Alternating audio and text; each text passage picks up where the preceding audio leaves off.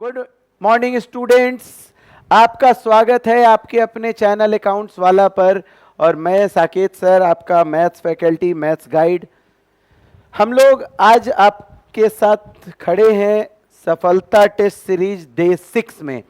आपने देखा 5 test series, day 1, day 2, day 3, day 4, day 5 weekly basis पर कंप्लीट होते चले गए, कंटिन्यू होते चले गए, बढ़ते चले गए। और बच्चों के पार्टिसिपेशन बहुत जबरदस्त है और इससे ग्रोथ जो देखने मिल रहा है, माइंड ब्लोइंग, आउटस्टैंडिंग रिजल्ट्स अब आने लगे हैं 10 आउट ऑफ 10 टेस्ट में। मतलब आप पढ़ते जा रहे हैं चैप्टर और उससे क्वेश्चंस बनते जा रहे हैं और धीरे धीरे आप यकीन रखो, अगर इस तरह के 40, 50, 60 टेस्ट हो गए, 600 टेस्ट का क्वेश्चन का कलेक्शन एमसीक्यू में वीकली बेसिस पर या मंथली बेसिस पर हम लोग के प्लान है आपके लिए 80 मार्क्स, 40 मार्क्स हर तरह से तैयार करने के लिए।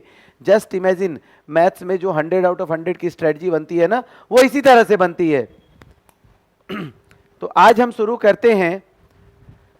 टॉपिक है प्रोबेबिलिटी डिस्ट्रीब्यूशन के क्वेश्चंस। बहुत इंपॉर्टेंट टॉपिक है, very important chapter of class 12th applied maths, क्योंकि प्रोबेबिलिटी से क्वेश्चन आते ही आते हैं। हम लोगों ने पढ़ा है बेसिक प्रोबेबिलिटी डिस्ट्रीब्यूशन। पहला क्वेश्चन है आपका, the probability distribution of a discrete random variable x is given below. What is the value of ex? याद रखना, ex मतलब होता है मीन, एक्सपेक्टेशन। अलग अलग टर्म लिख के देगा किसी किसी एग्जाम में, ताकि बच्चे कंफ्यूज हो, यार यार हम तो मीन पढ़े थे, ये म्यू कैसे आ गया। एक्सपेक्टेशन को ex भी कहते हैं, मीन भी कहते हैं, म्यू भी कहते हैं, एक्सपेक्टेशन भी कहते हैं। और म्यू का फॉर्मूला हम लोगों ने पढ़ा था क्लास में, sigma x I into P I होता है। मतलब सारे प्रोबेबिलिटी के रैंडम वेरिएबल को उनके रिस्पेक्टिव प्रोबेबिलिटी से मल्टीप्लाई करके सम कर दिया जाता है। 30 into 1/5 plus 10 into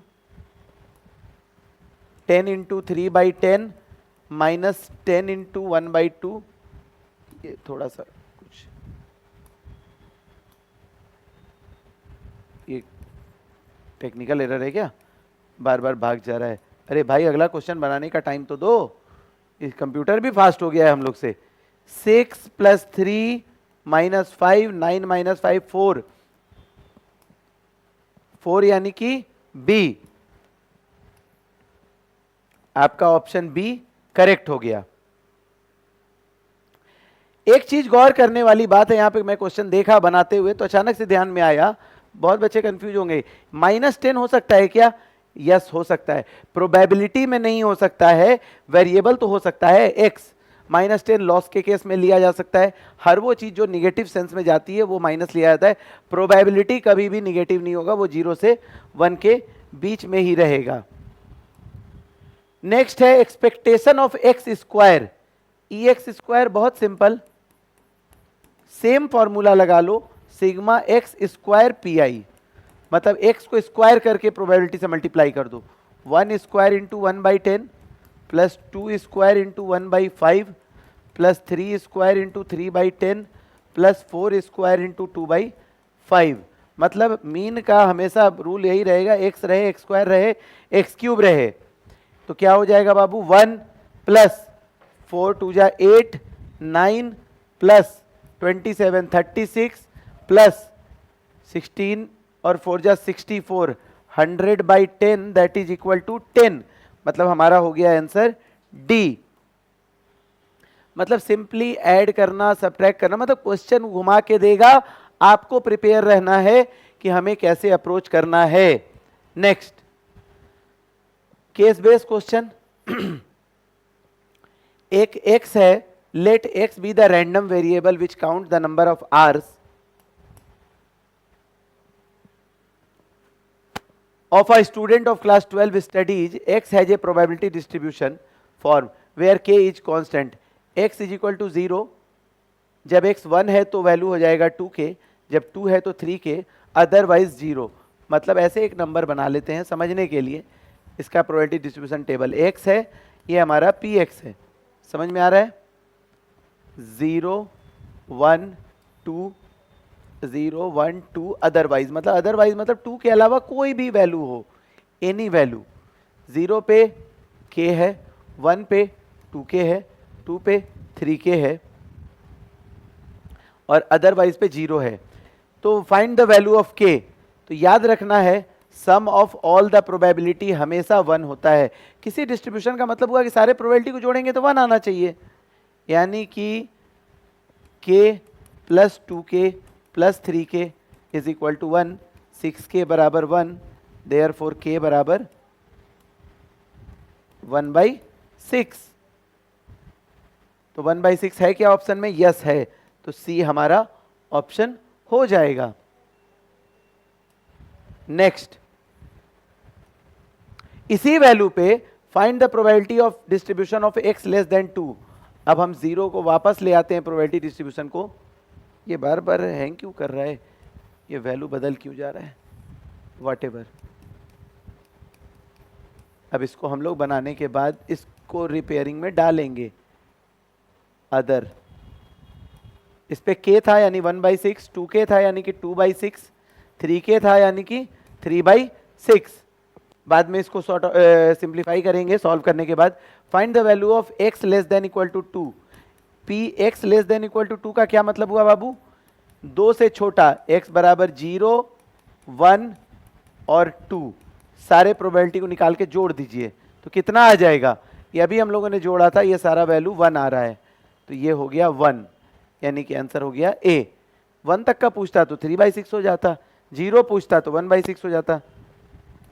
next, probability 0 less than equal to x less than equal to 4, मतलब 0 प्लस 1 प्लस 2 प्लस 3, 4 से पहले तक का। तो ये अभी हमने निकाला कि 1 होगा, क्योंकि 3 तक का वैल्यू 1 हो गया। कहाँ तक का? 2 ही तक का वैल्यू 1 हो गया, तो 3 पे क्या हो जाएगा? 0 हो जाएगा। मतलब प्रोबेबिलिटी सिग्मा p3 तक i बराबर 1 से लेके 3 तक, 2 तक प्लस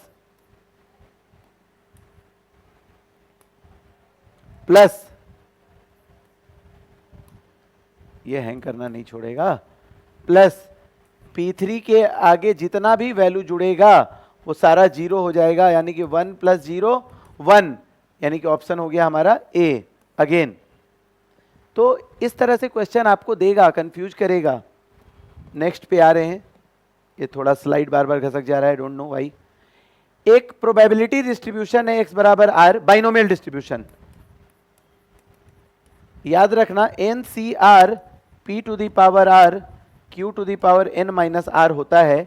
इसका पैरामीटर हमेशा NP होता है।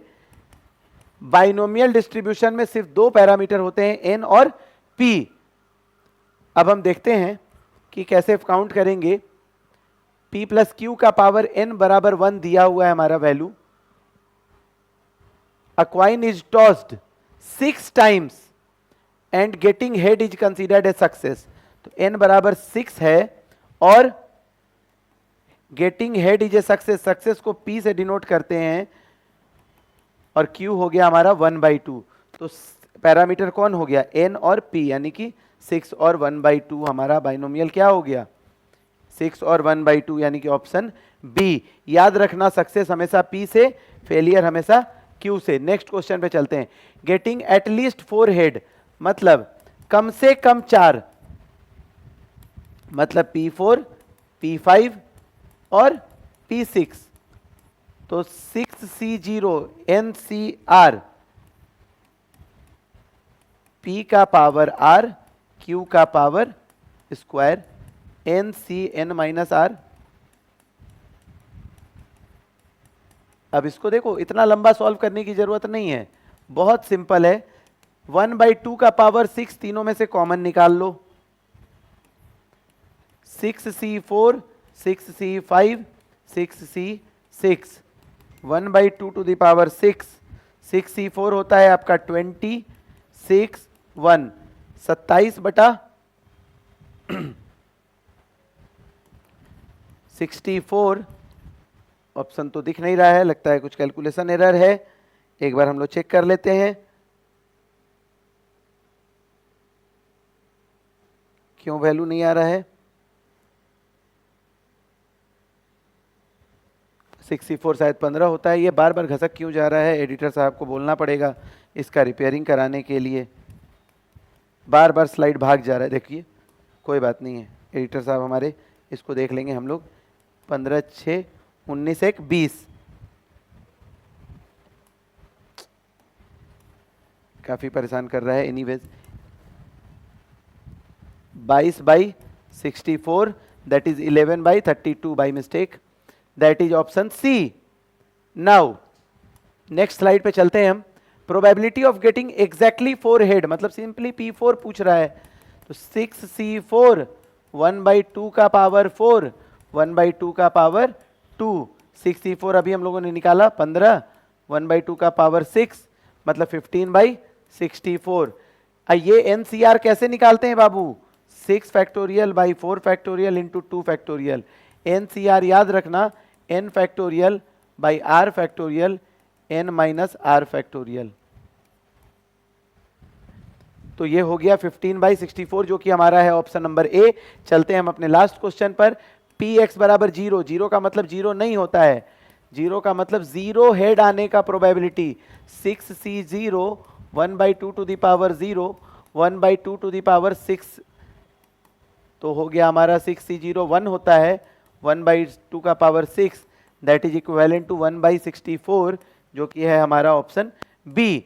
तो हमने सारे वैल्यूज बहुत इजीली को, प्रोबेबिलिटी डिस्ट्रीब्यूशन देखने में बहुत कॉम्प्लिकेटेड लगेगा, बाप रे प्रोबेबिलिटी कैसे निकालते, इतना बड़ा बड़ा सॉल्व कर रहे हैं, हर के आंसर फ्रैक्शन में आ रहे हैं, डेसिमल में आ रहे हैं, कोई बात नहीं है, आएगा 0 से 1 के बीच में ही। बहुत सिंपल डिस्ट्रीब्यूशन से, बहुत सिंपल डिस्ट्रीब्यूशन टेबल है। इसके बाद वाले टेस्ट सीरीज में हम लोग पॉइजन डिस्ट्रीब्यूशन पढ़ चुके होंगे, वो भी देंगे। मतलब हर चीज के लिए प्रिपेयर होना है और आपके लिए 100 आउट ऑफ 100 की तैयारी है। तो गुड लक, मिलते हैं आपके सफलता टेस्ट सीरीज के टेस्ट नंबर 7 में। Thank you so much.